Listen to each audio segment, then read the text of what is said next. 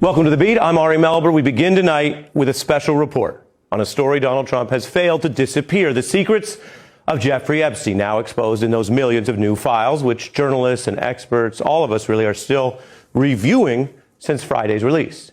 But these new files have enabled us to update our legal timeline, which has reporting from the first 2005 Epstein probe into Epstein, his conspiracies, his bid to evade justice, and how the long arm of the law did finally catch up with him before his death in the custody of the Trump DOJ. So in our special report right now, this timeline, which we've shown you once before with our MS Now reporting, is updated with the brand new revelations from the new files. Now, before I go into this timeline, I'll just tell you right now what you will see tonight. One, how the Bush DOJ dropped the tougher possible case against Epstein. Two, how the Trump DOJ identified Epstein's potential co-conspirators. We'll show you some of them tonight, but then didn't charge the vast majority of them. Three, how under both parties, the DOJ has clearly failed to follow those leads, which means the feds had paths to indict and stop this trafficking ring years ago, but they did not. Four, we'll show you how Trump's administration has top officials who falsely claimed that they had ended or limited their Epstein contact, and now they have been busted by their newly revealed emails in their own writing. That includes a Trump official who's still in the cabinet tonight. And five, we'll show you how the Trump administration lied about these files, fought their release, broke the law on releasing them, and still faces questions about what they're hiding and why Donald Trump is so personally haunted by his own Epstein links, from their own social time together to his government's demonstrated failures in this case. So let's look at what we've learned. The very first key Epstein probe began in Palm Beach in 2005. That put public heat on Epstein in a new way. Trump's current commerce chief, Howard Lutnick, says that back then is when he cut all ties with Epstein, his one-time neighbor. So we'll return to that in a moment on this timeline. Now, others have asked why the DOJ didn't nail Epstein then. The brand new files actually show some prosecutors tried, and they had so much evidence on him that in 2007, prosecutors internally said they had the goods, that they had enough material, evidence, testimony on Epstein for an actual sex trafficking case of not one or two, but actually a dozen teenage girls. And they wrote, and this is new that we've learned this, a 56-page draft indictment. So back then, some inside government were ready to charge Epstein for that whole terrible alleged conspiracy. But here's what I want to show you tonight, and this is newly revealed. That was the draft indictment, but it was discarded. The Bush DOJ never allowed it to be filed, and that was the big case. Instead, the top prosecutor, later a notorious name, Trump official Alex Acosta, at the time, he let Epstein off the hook with that controversial secret deal. And that meant just 1 year in prison for the lesser count of soliciting prostitution. Acosta and others have argued that this was basically the case they had, that these things are complicated. Well, it's taken all this time, but I can report for you tonight that now the new Epstein files release from Friday shows that's false, that there was a whole written draft indictment of the bigger case, and they just discarded it. So, what happened? Some prosecutors had that case written up, ready to go. We've now seen it, but their bosses, this later Trump ally Acosta, or perhaps bosses in Washington, discarded it. Now, Epstein got out, and he continued his activities. The difference at this point in time is the public was actually on notice of at least his conviction of as a sex offender, even if it was, as I mentioned, lesser than the other potential case. And that gives us context new in this timeline of how Trump official Lutnick was secretly emailing Epstein at that time about visiting his island. This was while Lutnick's family was on a trip, 7 years after he claimed to have cut ties. Or the mega donor and recent Trump employee, Elon Musk, emailing about visiting Epstein's island, asking what day/night will be the wildest party. Now that shows, at a minimum, attempted proactive socializing, desiring to go to the island. for what Musk called wild partying. And that's by Trump allies who have obviously claimed otherwise. Now, Musk has responded to say that he did not actually go to the island. Lutnick denying this again, although he has less credibility now that the emails are public. And one day after the planned visit that Lutnick emailed about, knew from these files, an Epstein associate passed along an email to Lutnick that said, quote, "Nice to see you." The files suggest that for many, Epstein operated business as usual until 2018. This Miami Herald expose put heat on the DOJ. It had the goods again, which hadn't all been used. The DOJ had let Epstein off the hook before, but then he was indicted now on these tougher sex trafficking charges. The DOJ, since then, I should mention, has only indicted one person related to what's been documented as this sprawling conspiracy. And so I'm going to get into this because we are learning new things. For the first time, the new Friday files show the DOJ was eyeing other suspects. It's a mob-style chart. And the feds made this of Epstein's inner circle. So let's take a look at this right now as part of our special report. I just can tell you, this is a rare view inside a normally secret federal probe. You almost never see this type of thing before, during, or after a case, and the federal laws protect that. What's different here, of course, is Congress changed the laws for this particular mess of Epstein and the secrecy. So we have questions stoked here about why the feds, under first Trump and then the Biden DOJ, did not apparently pursue and indict most of these men, or the others who knew or partook in what the government also calls a broad sex trafficking ring. Which is it? A giant sex trafficking ring with someone at the center and other men involved in crimes, knowing and otherwise?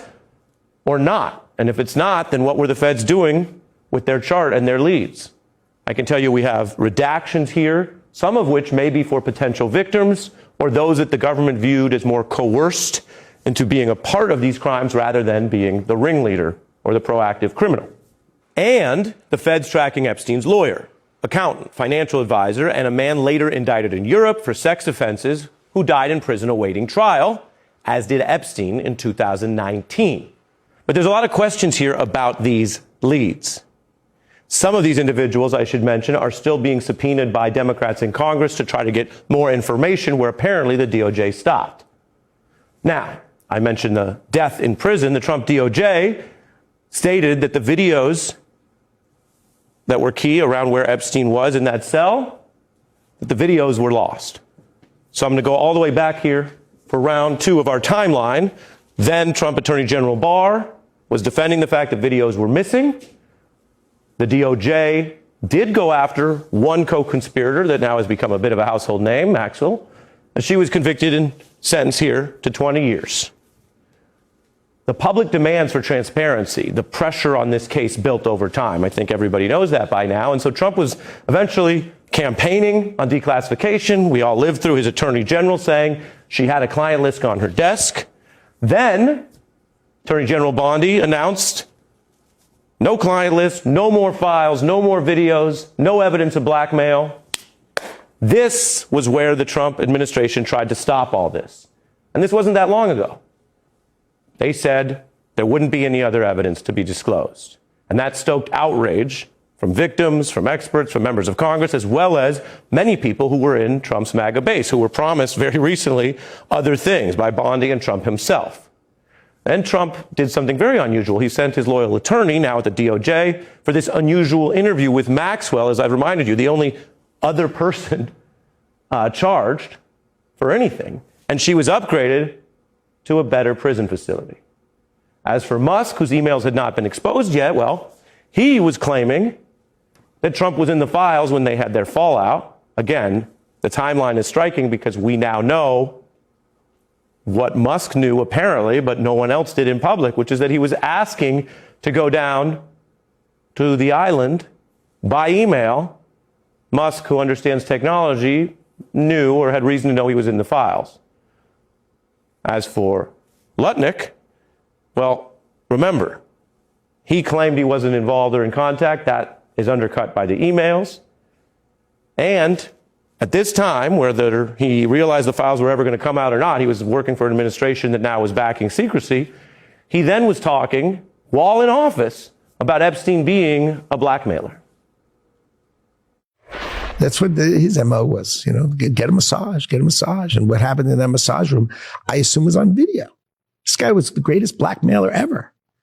Blackmailed people. That's how he had money. Not just a blackmailer, says Lutnick, but one of the greatest. That's like saying a greatest drug deal ever or greatest criminal conspirator ever. It means that Lutnick is saying this guy did this a lot, even though his fellow cabinet official, Pam Bondi, was recently saying there was no blackmail and nothing else. And now the files suggest there was certainly a lot of people that there were leads for. So this is the tension inside the Trump administration with people that we're now learning were in the files, were emailing with Epstein, were discussing potentially visiting him while they talk about his blackmail operation. Then we get to recent history. Trump, of course, losing the battle to stop the Epstein law. It passed overwhelmingly. It required the DOJ to release the files. By the end of December, they started with basically under 1% and heavy redactions, which we'll see here. And then, over 40 days past due, and thus breaking the law, after those 13,000 files, you get this new batch of 3 million. And many of the files have incriminating material that we've highlighted here, which can make more sense in the broader timeline. DOJ says this is the final drop. Epstein's accusers, though, note that after all of this delay, some lying, these errors, Trump keeping officials in his cabinet who now have been caught lying about this and had some tie to Epstein while saying he's a blackmailer. After all of that, victims note that the DOJ still had redaction errors at a minimum, that they exposed some identities at the very same time that they seemed so intent to go to great lengths to delay, deny, defy, or protect some people in the files. I don't think that there's a single survivor who was like, no, we shouldn't have done this. No, it needed to be done the right way. And it's just not. Everything was a power play. And now I'm feeling like this is a power play. Yes. My response to his comment is like the age-old phrase, this isn't over until we say it's over. Meaning the 1,200 survivors fight for our right to see all the files. They really failed all of the survivors on this. It feels kind of in a way like additional intimidation, which is something that I think we all felt during our association with Jeffrey Epstein. The original crimes not dealt with, sometimes covered up by the government lying, and then finally following the law that it was forced to follow because it was so overwhelmingly passed over any possible veto by the president, who keeps trying to hide the Epstein files. So these are just some of the key points we've learned about some of the key players who are still in government, exercising power now, as well as the way we got here. So I want to be clear about what we're learning, because there have been all sorts of articles about what's failed or how people are getting away or whether there will be consequences and accountability, whether that's in the public sphere of civic life and business or even legally. We know more than ever now about the lengths that federal authorities from different administrations and powerful men and their well-paid allies, lawyers and others, were willing to go to bury these secrets. The obvious implication is it was not only to protect a controversial, then indicted, and later dead sex trafficker, but that they were trying to protect either themselves, the people who may have been a party to these crimes, including that chart of leads I showed you that we now know the government has had for years, or as well, government cover-ups, which we've seen in many dimensions, where because they failed to do the right thing or somebody overruled the right thing, stopping that early case I showed you, you have powerful people in government and connected to their predecessors and successors who don't want to go back in and look at how these files show how the federal government has repeatedly failed victims and justice.